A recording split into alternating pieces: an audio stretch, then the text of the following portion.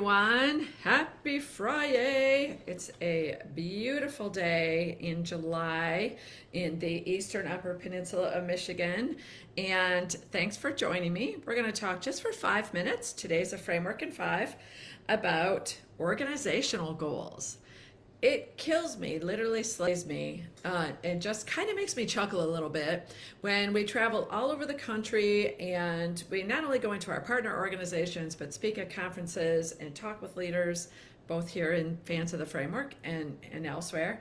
And we hear that, people saying, well, the board of trustees set our organizational goals for this next goal year / fiscal year. And so we're going to align our department's goals with them, right?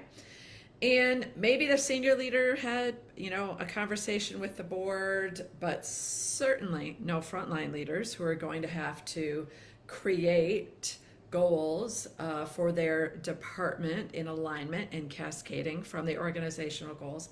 Certainly no physicians and providers who are probably going to be a large part of making organizational goals happen, unless they sit on a board.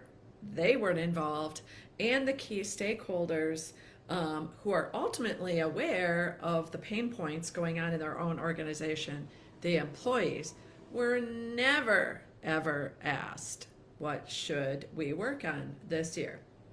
Now, as you know, we are huge proponents of coming to that meeting prepared, of looking at data, of knowing which one of your pillars or areas on your scorecard are in, crisis. There's always something that's going on that's in crisis.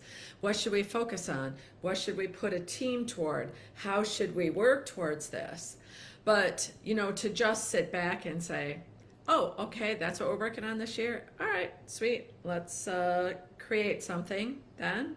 So it's just always surprising to me. And that just speaks to the fact that not everybody treats their organizational goals like a project.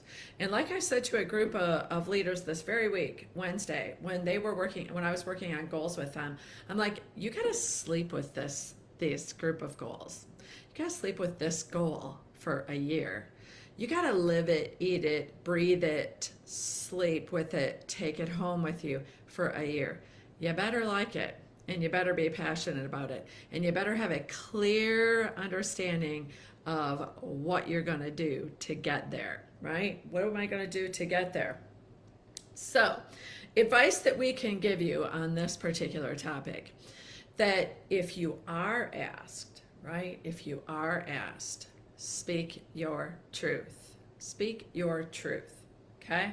What we did at our organization, where Sue and I each led for 23 years, is the board actually learned about what the org goals were going to be after the key stakeholder meetings with physicians, with frontline leaders, and with teams of employees, had heard about them and created them. Did we as senior leaders know what we should be working on in the upcoming year? Yes, we did.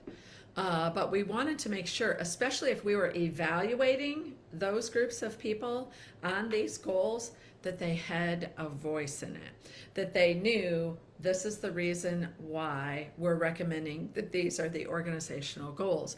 What do you guys think? And then literally we would spend, especially at quarterly leadership training, we would probably spend 2 or 3 hours really drilling down to, what it is that we should be working on. What do we see as adult professionals more important than other things, right? So we do recommend that if your organization begins to ask you, as a frontline leader, or even as an executive, maybe you haven't had a voice in that before, or maybe you're a physician or provider, that you speak your truth, that you speak up. I know that all of you are familiar with our work, have heard the Maggie story, and have heard how one housekeeping goal in our organization literally transformed the entire culture of a department, to become a team that worked well together, to become a team that was fiscally responsible, and to become a team that looked for its new teammates for with integrity and teamwork values. It's like crazy how one goal turned that around. And I'm not saying that all of your goals are amazing magnets like that, but they can be. They can be. So, what if Sue had never asked Maggie? What if Maggie had never felt like she could speak her voice? Something to think about. So by now, if you've been a fan of the framework for very long, you absolutely know that we have a new product. It's called Ascend. And tune in live in about 10 minutes, 9 minutes, because we're going to do a demo. So Sue and I are together in about 9 minutes right here. Don't go away. Have a great weekend if I don't get to talk to you later.